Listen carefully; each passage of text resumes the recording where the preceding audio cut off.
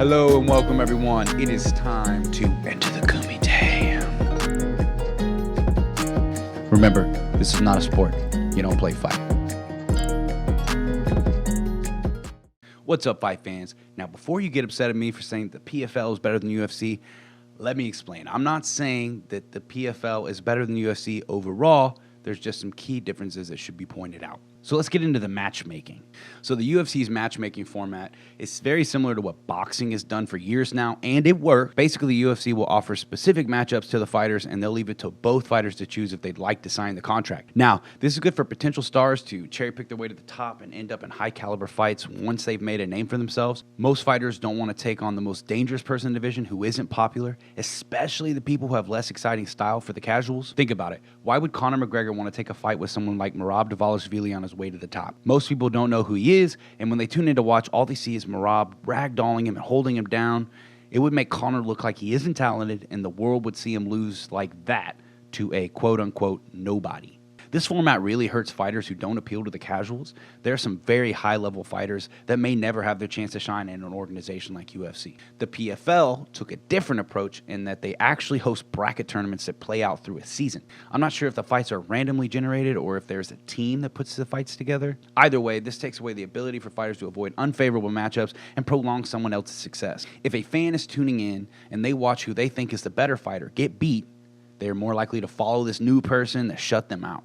Even though I emphasize that fighting isn't a sport, I do prefer the sport-like atmosphere. It ends up being less biased for specific styles and fighters. Fighters who are really popular end up receiving special treatment when the entire organization relies on ticket sales and pay-per-view buys. I will say that the PFL must have big backers guaranteeing income since it's actually hosted by ESPN, but it's still a more fair platform. With the setup of the PFL, a quote-unquote nobody can come in, win the tournament, and immediately get their name on the map. It could take years and years for someone in the UFC to get their name in the picture. So now let's delve into the incentives. The extent of UFC's incentives to go out there and give it your all is to offer the potential of extra money in the form of $50,000. This can definitely work, especially for the up-and-coming fighters, but once someone is making $1 million for a fight or more, that $50,000 extra dollars isn't the priority over winning the fight in whatever way possible. If you're exciting, you end up getting more fans and make more money, but sometimes people aren't willing to lose, so they play it safe. Another thing is the $50,000 bonus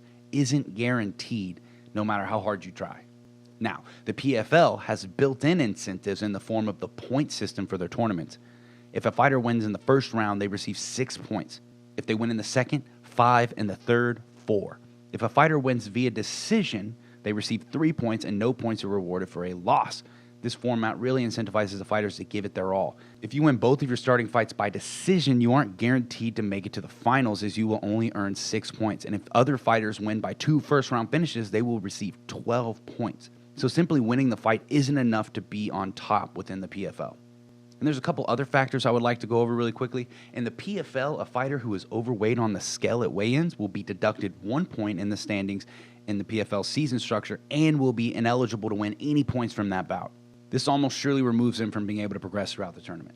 The UFC deducts 30% of the purse of any fighter that misses weight.